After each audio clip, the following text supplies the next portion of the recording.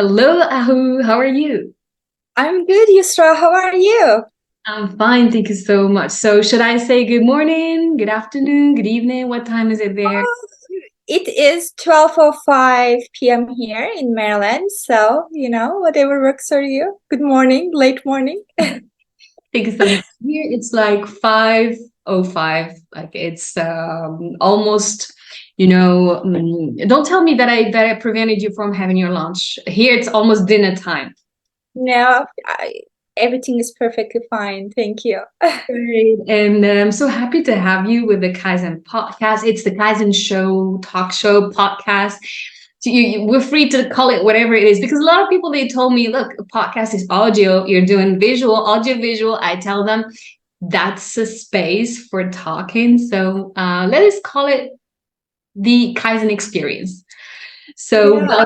welcome to the Kaizen experience, Ahu. Thank you so much for having me. What an honor. You asked me to be one of your guests, and I'm really excited to be here. Thank you, Yusra. Thank you so much. So I will tell a little bit because that's how I usually start. I tell a little bit like the story how I knew my guest, the story how I came across your profile, and what was catchy in your profile, in your attitude, in your mindset, in your persona as a human being and as a TESOL professional. So I think the first time it was, I guess, correct me if I'm wrong, it was through a comment that you have commented on the Ikigai podcast previously. You're And correct. Yes, that's correct. Yeah. It did catch my eye because I do have a very good friend of mine. Her name is Begum. We used to work together. So, I'm really grateful because most of my good friends are my colleagues. So she is so much into Ikigai. And then she has been begging me for a while, let's do something together with Ikigai. And then when I saw your post, it was like, are we talking the same Ikigai here? yes. So that's why I responded to your post. So, and now I will make this exceptional because since that was, let's say, the starting moment you recognize my profile, I will blend my questions, even though I wanted to be I wanted to stay loyal to the Ikigai podcast and maybe with season two, but I allow myself here to blend my questions a little bit so that to include Ikigai and Kaizen.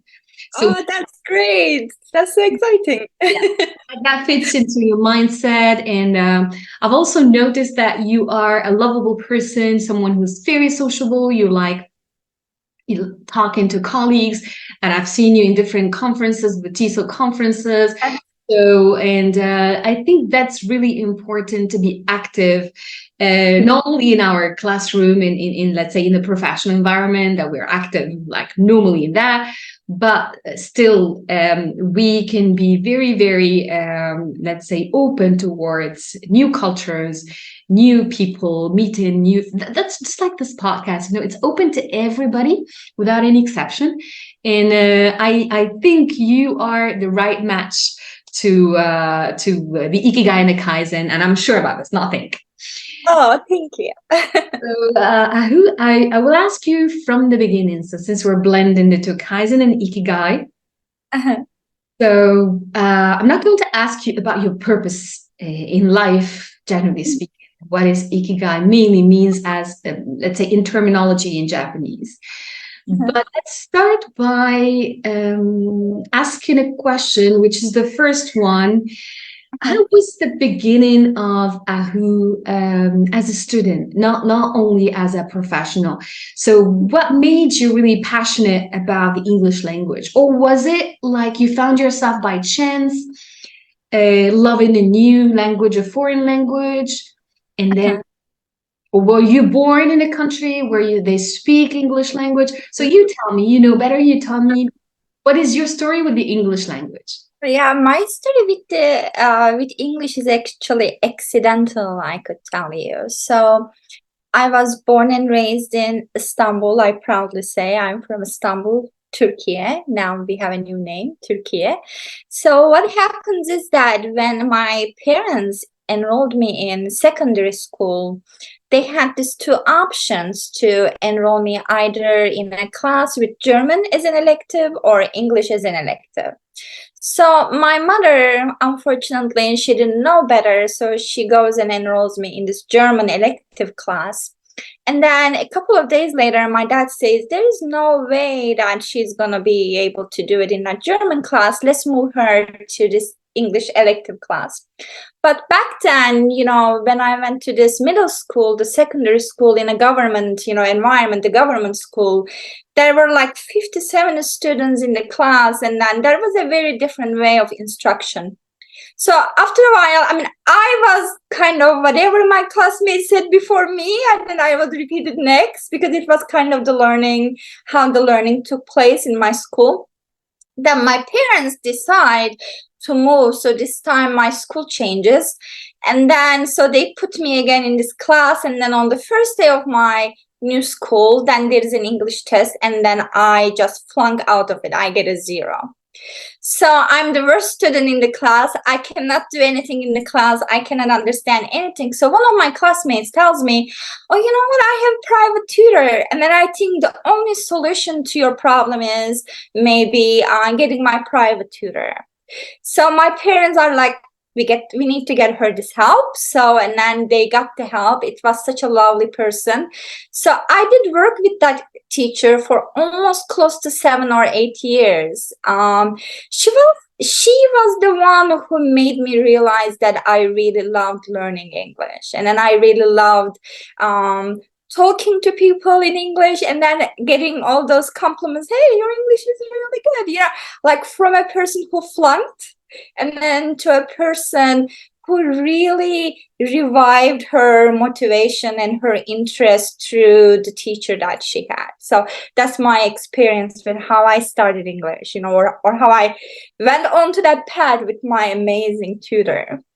Great. It's amazing. And I'm going to link this to improvement a little bit.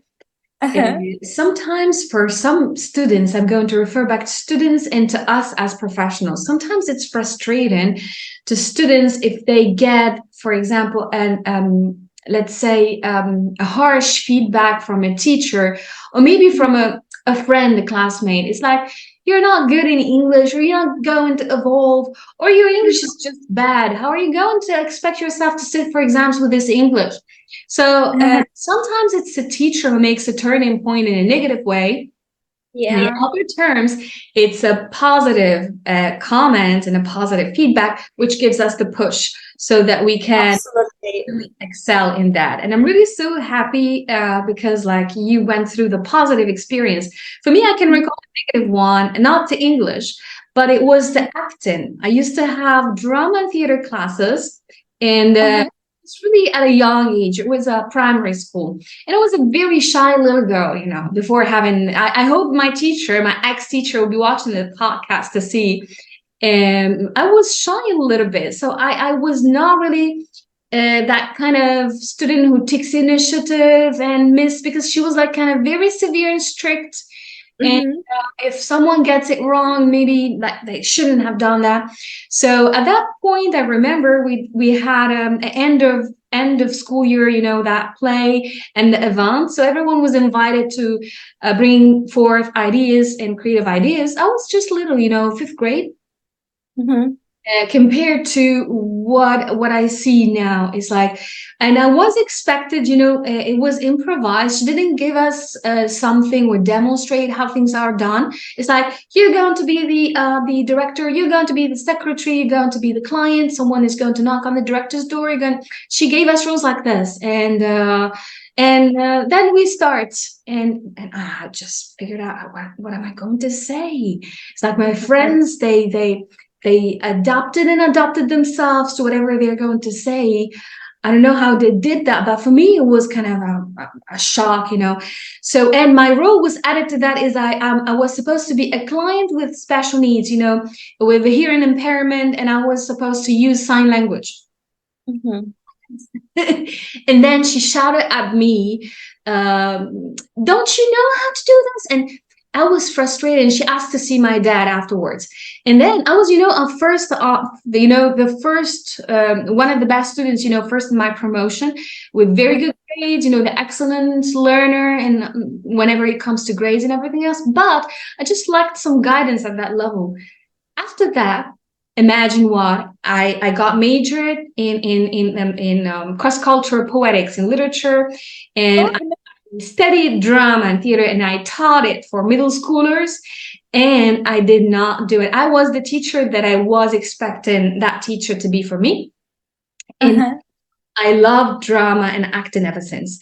And step by step, I learned how to embrace that shyness a little bit until I'm a professional. I'm a teacher. I never, ever, if you just asked me, years ago, like, what do you want to be when you want like to grow up in the future? It's like a pilot, a dentist, but not a teacher. And imagine being a teacher is like I can see myself evolving. So that's why I once I introduced you by email and explained to you a little bit what is Kaizen, a lot of people think I'm joking when I'm talking about improvement. I'm not. It's like I see it really as a motto in life. So absolutely, I agree. You will never know where your path will take you, but I always think about that, like how committed we are, or things.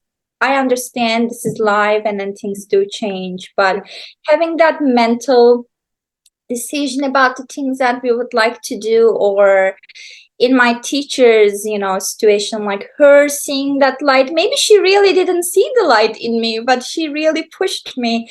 Then at the end, your example about what you studied at college, then for me as the student who flunked, and then I had my BA in English language teaching, and then I did my master's in English language, and then I really don't think that any of my classmates did that in English, when I think about that. So I think that mentality about, like being so committed, and then having that motivation, and not having all those issues really setting you back, but you're looking ahead. And then I think, as I always tell my teenager daughter, the sky is limitless. You will never know where you will go.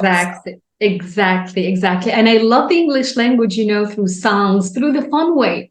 And I learned, like, I kind of evolved I developed my own style of loving the language.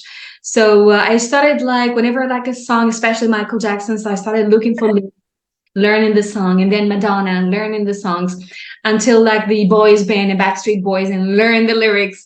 And I started to sing, I discovered that I love to sing as well. So, and all this was through appraisal to myself, it's like self-talk.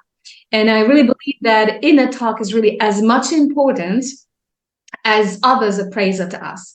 Sometimes we can evolve just by a simple word. Your mom can tell you, you're wonderful, you're doing a great job, you can do better. Your boss will tell you, we're so glad to have you with us in our team. You can really excel and do more than expected. I really believe in positive appraisal and positive reinforcement. So it can make miracles, in life. I totally agree. I've been there and I've done that, so I totally agree. So going back a little bit to talk about, I heard that you have a teenage daughter, and I'm so happy that you're spending some quality time with her. So how is it going? Like, for example, like, do you guide her when it comes to her studies, like choosing a particular area in her studies, or is she free to choose whatever she wants, or maybe she can choose and get guidance from you? So what is your style in guiding her? I always tell her, she's a senior now, so she's graduating this year. But when she first started high school, I think I made this mistake about enforcing what I wanted her to do. I was telling her, I think you should do this. Maybe after high school or the college, you could go on some volunteer work to Europe or to other countries. You could see the world, you could explore. Then I was like, I'm really enforcing what I would have done if I were in her shoes. Then she decided something about the medical field. So she wants to be a nurse. So I hope that it will happen. So I hope that she will get in. But I think there is also this thing about, I don't know if it is your experience. It wasn't my experience when I was growing up, but with the teenagers now, there is this thing about, no, mom, you don't know. I know better than you do. Or I'm like, no, I've been there. And then she sometimes tells me, but you didn't study college in the United States. I'm like, I did do my master's in the United States. Doesn't that count? So doesn't it give you any, can I not say something?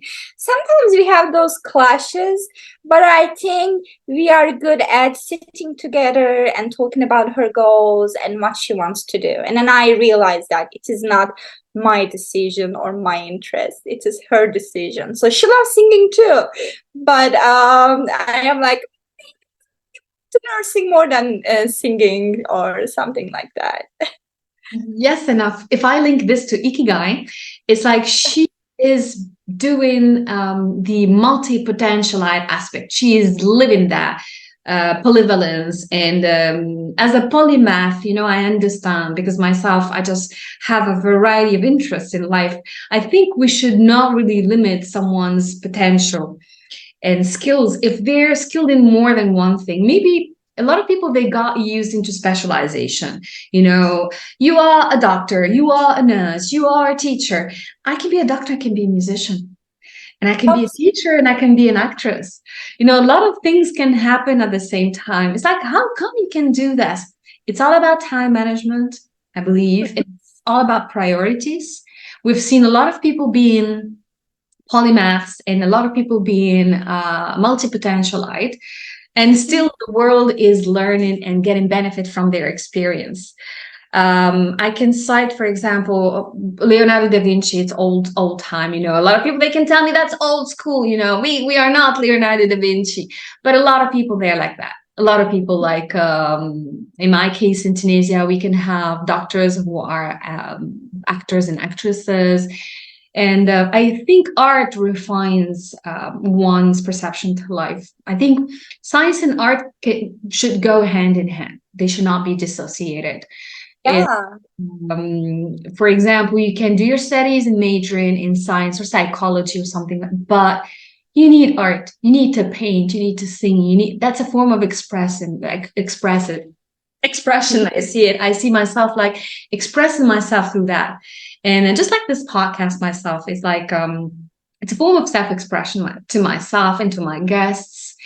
And Ahu, thank you so much for joining the Ikigai family and the Kaizen family, both of them.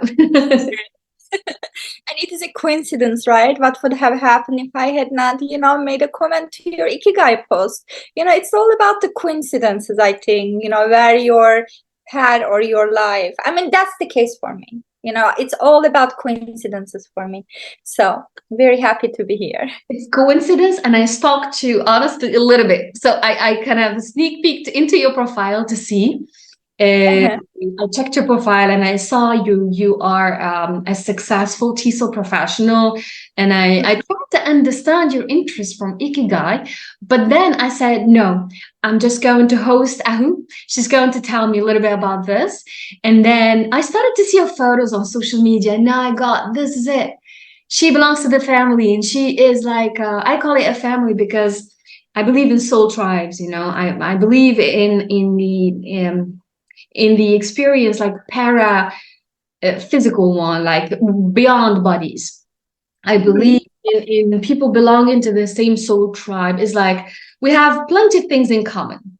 And did I tell you that I have the Turkish origins myself? So a lot of things. So. It's such a, like very, thinking about the history and such, after you have told me, it's like, it makes sense. But, we never think about that. And then my daughter always tells me, Mom, whenever you meet someone, you always find a connection with someone through Turkey or Turkish or something like.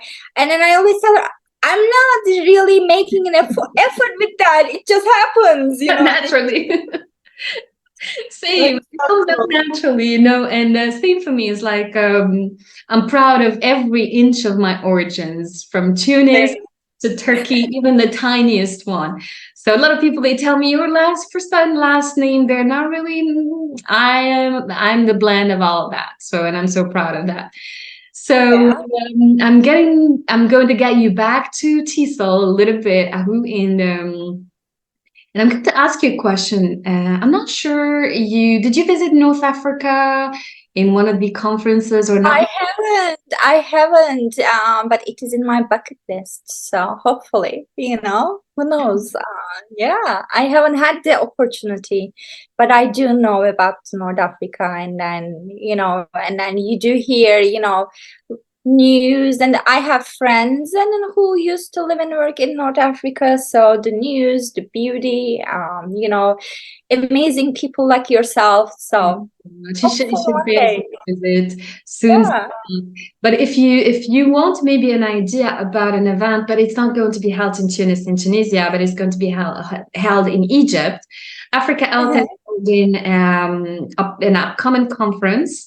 And if ever you really want to connect with friends from all Africa, it's like North Africa, East, West Africa. So I hope that I can make it there. So that will be a great chance for us to meet.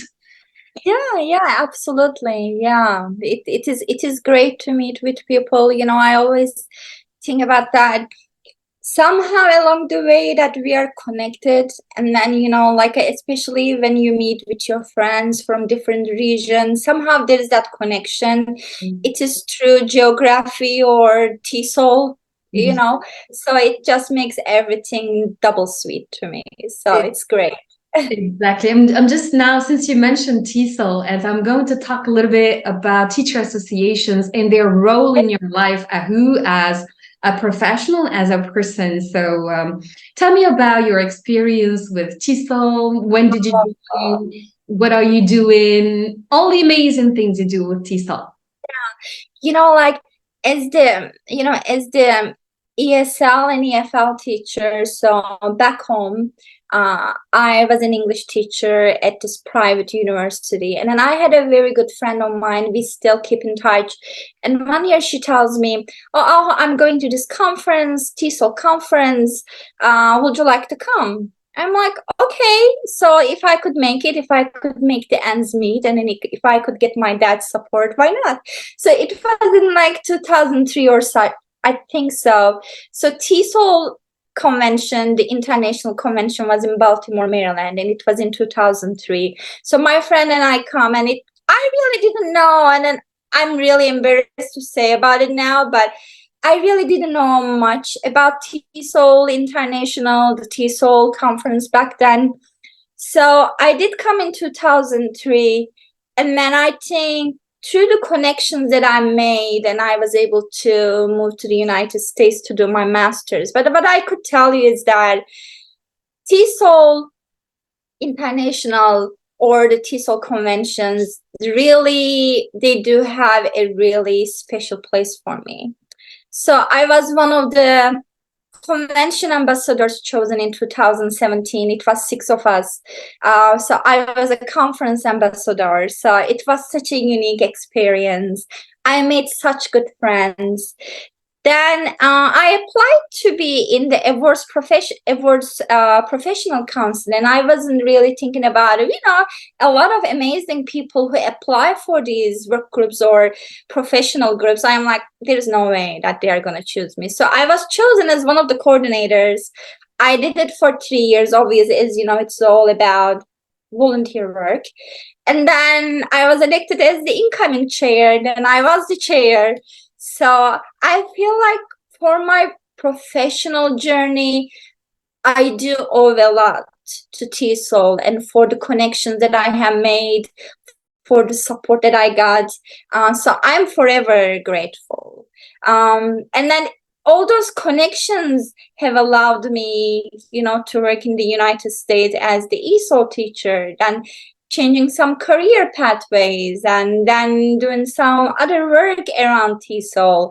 And now I'm in government service, in local government service. Again, it is about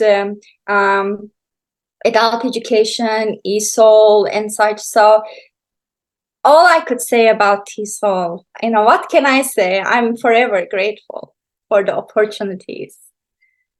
So thank you so much for sharing. And actually, I have an affinity myself with the TESOL Association, be it in my country. So my starting point was a little bit, even though I started teaching in 2009, but I started joining teacher associations and attending CPD, in 2014. I still remember 2013 was like the inaugural meeting and that setting the foundations, but let's officially on 2014.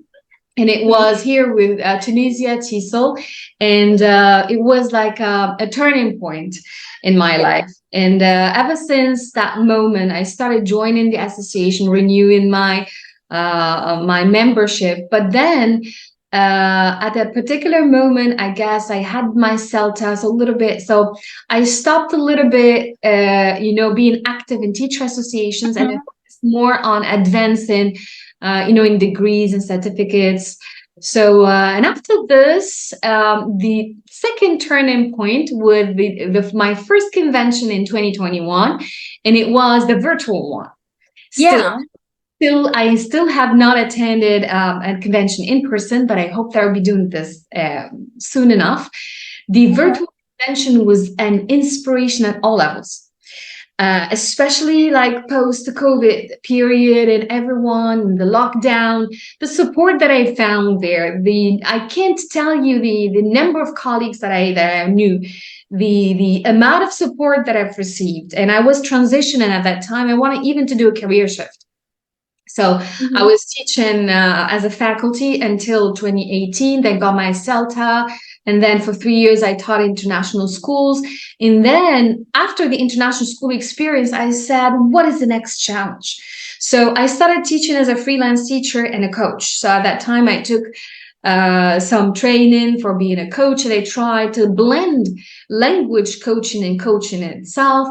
And then I tried the freelance experience. I prepared my own courses online and I sold them, and they subscribed to them.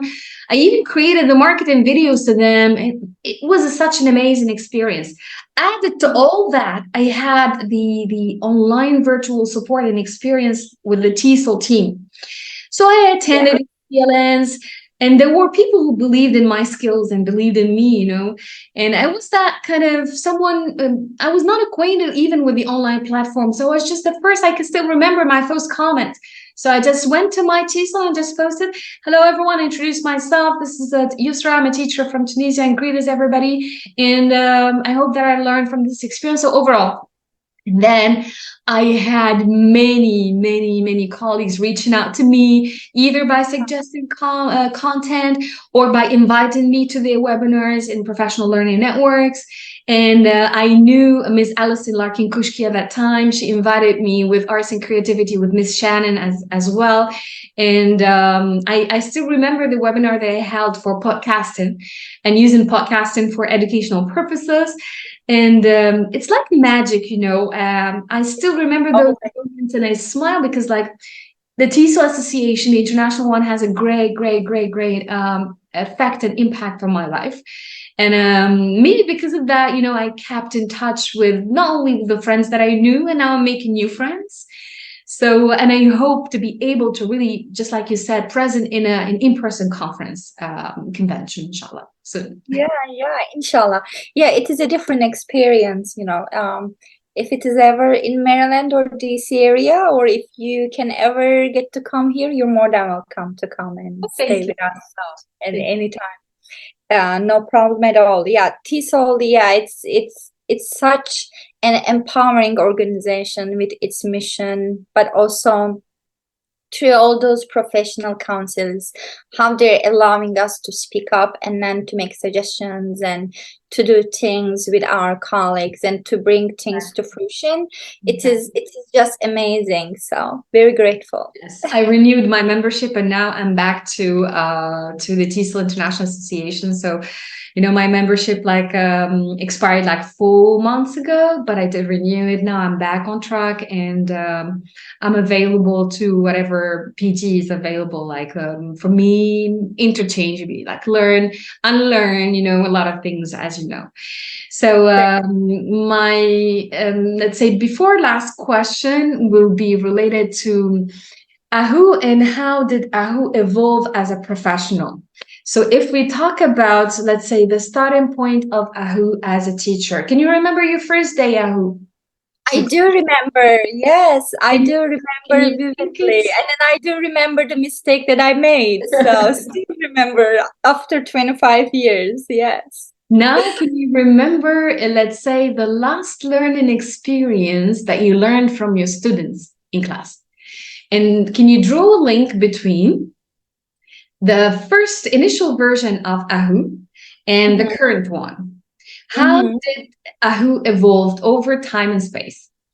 Yeah, you know, when Ahu first started teaching, I think it was all about Ahu thinking about, am I doing everything correctly? I was so focused on myself first, right? So am I a good teacher, or am I following the things that I have learned at school? But now when I look at myself after 25 years, now I see that, okay, there is Ahu as the teacher instructor, but it is really all about our students. So how I can look up to my students, and then how I could provide that self of belonging, that self of confidence. You know, the initial, obviously, instruction is really very important. And when you think about adult education, the adult ESL population in the United States, so different from my population back home when I was, you know, a brand new teacher in a classroom. So it's all about, for me, like how I could really create that space for my students to be able to express themselves comfortably, and then to have the confidence, and then how I could support them, and then or if I cannot support them, how I could find the guidance and support from another place to support my learners. So that's where Ahu is now. So a lot of evolvement, you know, in these 25 years. I do agree with you definitely on the point that we should see the experience from the learner's perspective.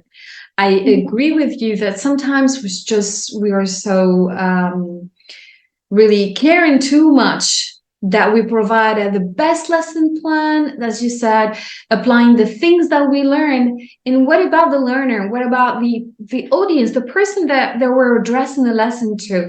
Is it fit to them? Are we just projecting knowledge, or should we adjust that to their needs? Because needs are different. Let's say, individually speaking, like culturally, collectively speaking. So to every classroom, I think a lesson can be taught differently from one class to the other. Even like I never teach a lesson the same way that I taught it, for example, the previous time. We evolve, they evolve. Absolutely. That's it. Even I believe, I mean, even not exactly believe, but as we know, like even the same lesson plan on the same day, you teach that lesson in period 1, and then you move to the period 2, the whole different story evolves. Exactly. So, and then as you know that with the brand new teachers, you know, we are so uncomfortable. Maybe we are just trying to see if we are doing things right. Maybe we look inward, but we really need to look our students, you know, that's how they are going to learn. Exactly. We practice empathy on a daily basis, and we adjust the learning experience. After all, it's like all the things they're going to remember is how kind was the teacher, and what did I learn as a learner myself. So what's the thing that I'm going to get as an added value once I exit the door? Is it çıkış, giriş? What's the verbs of giriş in Turkish? Yeah, it's about your ideas, right? So it's how you envision things. So it's how we get, let's say, as a different person, Yes. prior the lesson and post the lesson. So and I'm really really so glad and so happy for you. And I assume that your students, they're very lucky to have you. Do you still teach, Ahu, or are you taking on management tasks now? But I'm hoping that my current work kind of, through the teachers, I do a lot of professional development. So I do hope that through this professional development that I could impact the teachers and they could impact their students. But I love teaching. So yeah. Thank you so much, Ahu. So the last question will be related to one of your prospective goals, let's say. Do you have like maybe a goal set on the short run, on the long run? How are you going to deal with this goal? It's like, are you being tough on yourself? It's like, I should meet the deadline and I should do this, or like you're keeping it open, whenever you can achieve mini goals and milestones, and that will be still an achievement.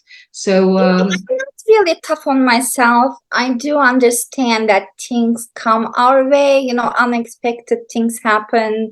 Sometimes the life has this way of sidetracking us, right? So, and then I think for me, as far as I'm concerned, I do have personal goals. I think I'm more lenient when it comes to my personal goals. With my professional goals, I think I am more focused on my professional goals, and then I am able to really follow through and meet the guidelines and such. But with my personal goals, I'm aware if I get sidetracked and if I am not on the right path, it is okay. And then I just start right back up, and then, I try to reach my goals. And then I don't set a lot of goals, one goal at a time to keep it realistic Very for good. me. Yeah. Just like the tabs on the computer, if you get all the tabs open, so you just get, what should I start with? Should I start with this one or that one? Is like, or you'll be just jumping from one task to the other. That's correct. I think some people can multitask innately. They're good at that. But others, it's like, for me, for example, just like what you said, I can focus only on one goal. And sometimes I take a break and go back to it. And just like my PhD, for example. So, but it's still, let's say, not ikigai, but it's on something that should be achieved. Yeah.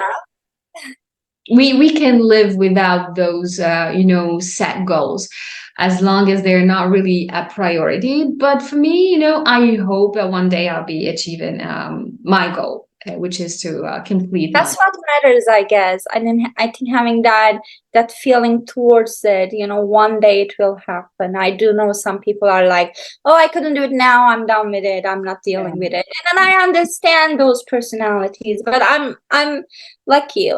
Okay, it will happen one day. I'm doing my best to get there. So, but there's no need to really extremely stress over.